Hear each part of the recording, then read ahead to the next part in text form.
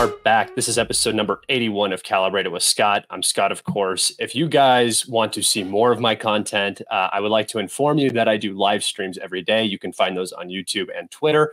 And if you want to know what time those live streams are going to be at, I update that on Telegram and Twitter daily as well. So make sure you follow me there. If you enjoy this video, please like and subscribe. And if you know me and you've been here before and you enjoy my content, please think about dropping that like and subscribe right now. I really appreciate you all. And without further ado, let's get right into it.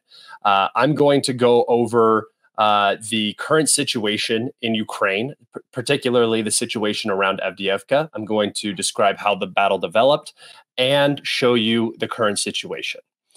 So I'm going to take us over right now to the deep state map. I'm taking us to the deep state map because it is a Ukrainian source. So I cannot be, accused of being biased or anything. This is a Ukrainian sourced map. So if you don't want to believe it, that's on you. I do not care. I'm going to take us back to the 17th of January. All right. So this is Avdeevka, the 17th of January. Still not a particularly great situation for the Ukrainians in this part of the sector. Remember, Ukrainian artillery is positioned way far out here. So these areas do not receive as much artillery support. And it appears that the Ukrainians are running critically low on artillery shells at this point. They've been trying to mask this with FPV usage in replacement of those artillery strikes. However, you can't really replace artillery with that system for a number of reasons, and mostly because of the availability of the drones. The Ukrainians just do not have enough drones compared to how easy it is to load up artillery shells, manufacture artillery shells, and fire them. Getting back to the topic of discussion here, Avdeevka, I want to take you guys through what exactly happened and why it happened and how we've reached this very, very dire situation in the salient for the Ukrainians. So on the 18th, we have the first rumored movement down here. If you've seen this purple area, this is the Russian-controlled zone since 2014. Everything in the lighter red, I guess, or more red. This is more purple red. I don't know. This color right here is all of the gains that have been made since the start of the war in 2022. Remember that the Russians haven't been particularly pushing here for the first year and a half of the war. It's only really been this last, 8 months to a year that the Russians have been significantly pushing in this area. So we have the first rumored advance down here. And remember, Deep State is a little behind where the actual battlefield is all the time. They just update a little bit slower, which is not an issue. It demands accuracy. So that's a good thing. But I'm going to take us over to the satellite just to show you guys what I'm talking about. Down here, we have the Ochota, I think it's pronounced, restaurant, which is no longer a restaurant, hasn't been a restaurant for many, many years. It is a frontline fortification that has been built up over 10 years. Same with this area, same with this area up here. This is all the front line of the previous civil war. So this has all been very, very built up, and any development in this area is very significant. So I'm going to take us forward today. And this is where we get the first rumored breakthrough into this urban development right here, suburban development rather. And this is major. This is bypassing one major fortification and flanking two other major fortifications, potentially, I mean, three. This is a fortification right here. We have this fortification and then the air defense field. And we have this fortification over here. So this is a major development. This is a critical situation. And as we progress through, we can see that the gray area is expanding. And at this time, the deep state was not updating their map very quickly because this was still a developing situation. And what had happened here, the reason why this breakthrough occurred was because Russian special forces had been planning basically for a year to clean out this sewage pipe or drainage pipe. I'm not exactly sure. Translation is kind of iffy on that. But there was no sewage in it. It was filled with mud and water, and they had to clean all of that out for almost 2 kilometers. They entered on their side of the front line, and they basically tunneled all the way into the Ukrainian side because the Russians have the schematics for all these towns. They built them all. And the Ukrainian fortifications here were then flanked when the Russians came out 2 kilometers, down the pipe behind enemy lines, and flanked the major fortifications here. So this is a bad development. There's not a lot back here to protect the 9th district, which is probably the area where the Ukrainians are operating out of mostly, is like right here. And these fortifications are not supposed to fall. The focus has been defending this northern flank and this southern flank, keeping this open and keeping the fight going. And this is not where it's supposed to collapse. This is where the salient should be the strongest and most defended. And this was something that required immediate attention. So we can see that the Russians began to push up into this area. We got confirmation that the Russians had reached this urban area. The pro-Russian side knew this a couple days before this, but that's not so important.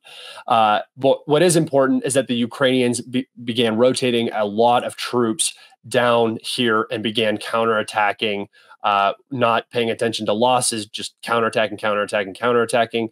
We did see a Bradley hit a mine here and get abandoned by its Ukrainian crew. So I'm going to continue this, the 25th, the 26th, and now we're beginning to see developments. So we get to see more developments down here in progressing past these fortifications. Still, deep state isn't really fully acknowledging it. But then we start to get progress up here.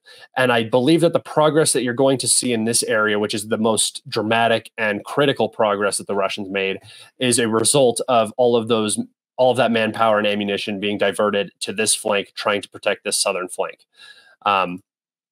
We'll continue. You can see that the gray zone here has expanded greatly. Continue again. Not much. And then boom. Okay, so from the 1st of February to the 2nd, we see a massive breakthrough by the Russians through this dacha area and basically cutting off this salient of Ukrainians in these fields and tree lines here, which the Russians have been struggling to get through for quite a long time. They have this reservoir right here.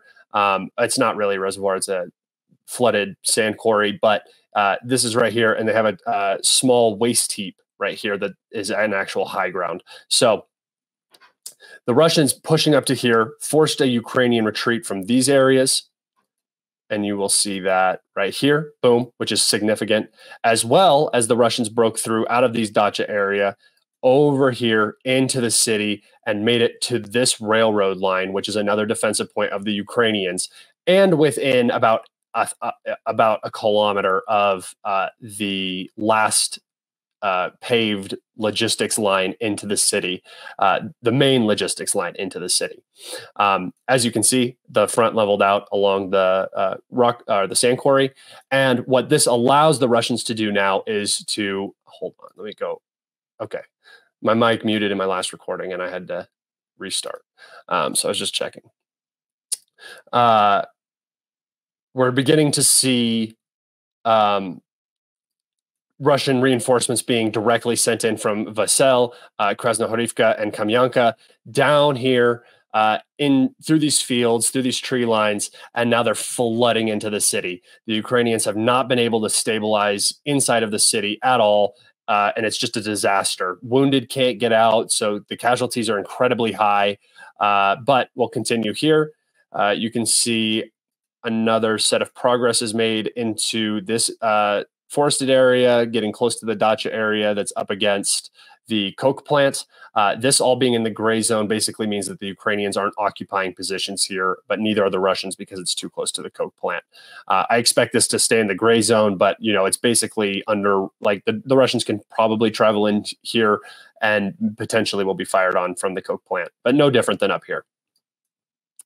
And then finally, we get the update from the deep state confirmed it that the Russians had gained control over this section of railroad, which is vital because it's the last real defensive line before you reach this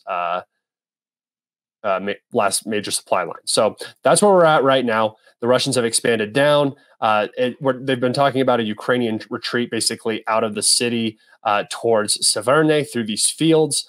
There have been roughly 65 glide bomb strikes today. They're talking something like 40 in the last hour. They've been basically running nonstop sorties. Really, I think they're trying to expedite the capture of this city.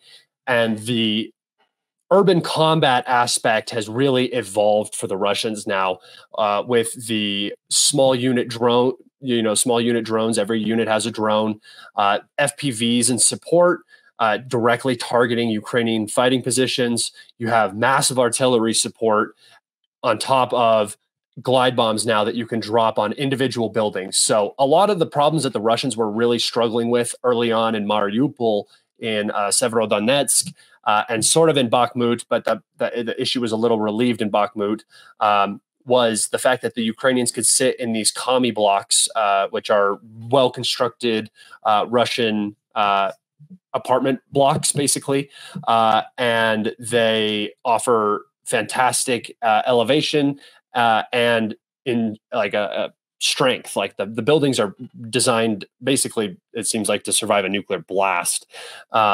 So you'll see these buildings get hit by tanks. They're just concrete. The holes get put in them, but they never really collapse until the whole building is leveled. So that is not so much a factor now because the Russians can just drop a Fab 500 or 1500 with a glide kit on these buildings and just destroy them. So Ukrainian, really strong Ukrainian positions now in the city are being leveled. That's what's going on. I'm going to go back to StreamYard, and I'm going to take us over to my map right here, and I'm going to show you guys sort of what's going on the Avdeevka salient, and then we're going to talk about what's going on along the whole front line as well.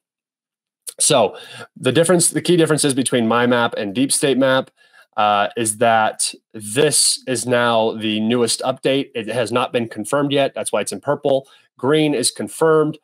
Red is solidly Russian controlled. So I usually do green as new color to show confirmed advances, and then the purple is unconfirmed advances. The difference that I have, Deep State had this, so I will probably actually change this to, I will probably actually change this to green right now. I think like that. Oh, that's the wrong green.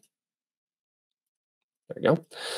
So this is now green because Deep State has it, and I've seen other confirmation sources. I still have to get a geolocation from this area. And then there's also reports that the small waste heap, Terikon, down here has been captured by the Russians, which gives them the last high ground in the city. And basically, this is the end of the city. I mean, the Russians are now within rifle range of the last main supply line, right? This is one block. A Russian DRG. There's probably Russians on this side of the road already. I think that the city has been cut, and I think that whoever's left in here is in such a horrible position. I cannot believe Ukrainian leadership. I mean, look at this. How deep is this salient now?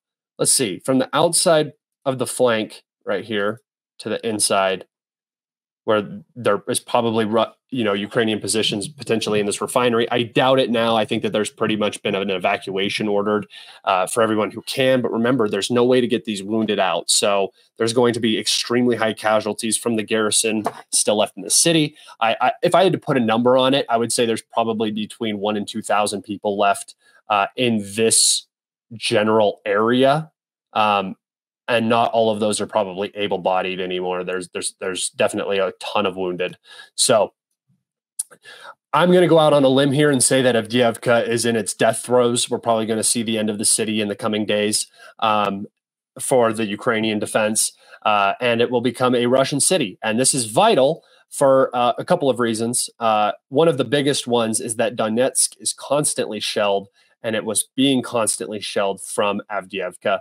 Now the Ukrainians are going to be pushed back. Here, they're still within artillery range, but back over here, they won't be right up against Donetsk anymore, which is really going to relieve some of the civilian casualties in this war. They should be back at around 11 miles by the end of this, back in Orlivka, that area, when the salient levels out here in the next couple weeks. So Donetsk is going to get a breath of relief, and then the front now is going to be leveled. And Avdeevka, the fortress city, is now done. And if you look behind Avdeevka, there's really not a lot left going on, right? The issue that we saw with Bakhmut was once Bakhmut was captured, Chasiv Yar, Konstantinivka, Kramatorsk, and Slavyansk are all directly behind it and well connected. This is just one long city, basically, right here, all the way up and down this road. So this crescent right here is the final bastion of defense, basically, for this whole area back here.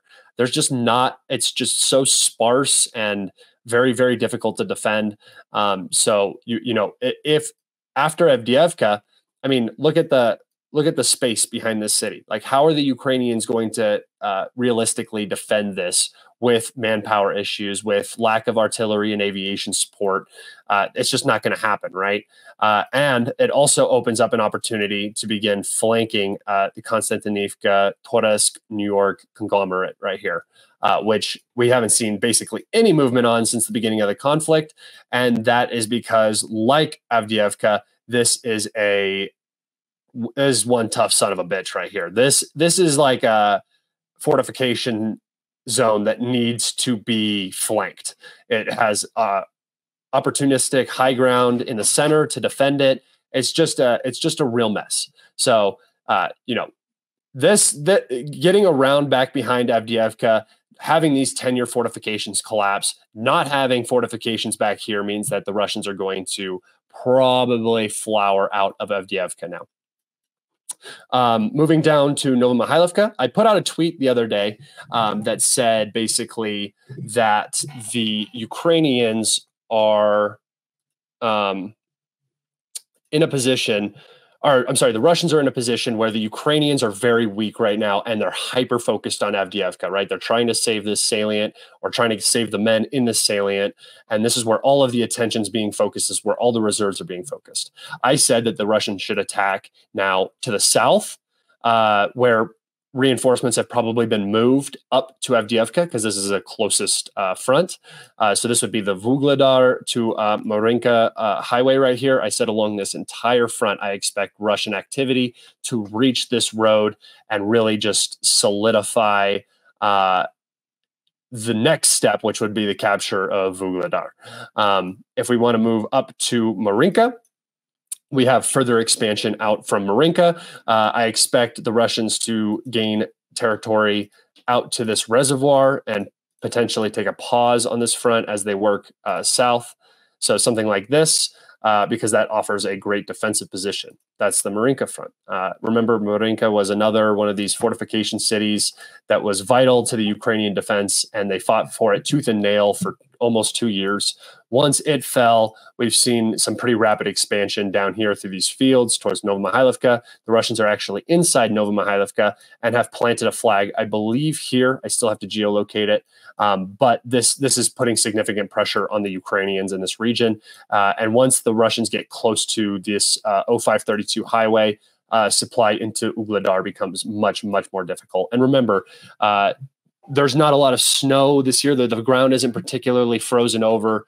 So moving in the fields is difficult, but the Ukrainian supply is even more difficult. Things, it just gets bogged down. It's coming on very limited roads and can be targeted very accurately. So that's what's going on over there. We have more progress into this industrial zone. I haven't mapped it yet, but I will right now because I know exactly what it looks like. I need to actually get rid of this green and make it red, but that's okay. I'll just do this for right now. I think it was something like this. I'll come back and, oh, not what I meant to do. I'll come back and update it, but I believe that a majority of this industrial zone, which was a key defense point, has been captured. I expect Ukrainian counterattacks to come quickly because this area, like once again, industrial areas are the easiest for defense, so they often are overinvested in, and then once they're lost, it tends to be the catalyst for some sort of collapse. So we could definitely see Bilohorivka fall here eventually, especially because this salient is now not receiving the necessary ammunition with the Battle of Avdeevka going on, Novomihailovka, and then up here where I suggested the Russians also went on the offensive was on this entire line where they could. We already have progress here, which is vital for pushing this Oskal River. And the Russians are actually very close to achieving that. You can see this open space is actually in a downhill portion towards the valley. There's a high ground right here. Once the Russians capture that, this area is going to be incredibly difficult to defend, as well as up here in Zinkivka, which is very close to Kupiansk, which, this is another area where the Ukrainians have so much defense invested in this area. They've been fighting so hard for it. Once Zinkivka and this forest area falls, this whole area becomes much more difficult to defend. And then finally, down here around Yampolivka and Terny, the Russians have expanded their zone of control and are now within, let's see, I didn't do it. There you go. Are now within basically 2 miles of this river, and even more important, are within 1 mile of Yampolivka. So overall, the situation on the front has deteriorated significantly for the Ukrainians. The Battle of Avdeevka is coming to a vicious end. It's been a long battle. It's been a bloody battle. It has involved war crimes, civilians, in particular in the Donetsk area. This will be a large sigh of relief to the Russians. This city means a lot, and this will boost morale. That it's probably another reason why the Ukrainians are holding on to it so tight. This city means more to the people of Donetsk, the people of Ukraine that are now in Russian-controlled territory and are happy about it, and a lot of the pro-Russian people in Russia, as well as commentators, understand the significance of this town. This is more important than Kiev. This is more important than Kharkov. This city right here will mean a lot to the Russian war effort. And I know that is going to sound weird because it's only a city of 35,000, but it's the implication in the war that the Ukrainians have lost their best, most defended position that they obviously wanted to hold until the bitter end. That's all I have for you guys today. I really appreciate it. Remember, follow me on Twitter and Telegram, as well as check into my live streams. There will be one almost every day, potentially not on the weekends, just because I have to see what I have going on. But other than that, everybody take care, be safe, and tune in next time. Thanks. Bye.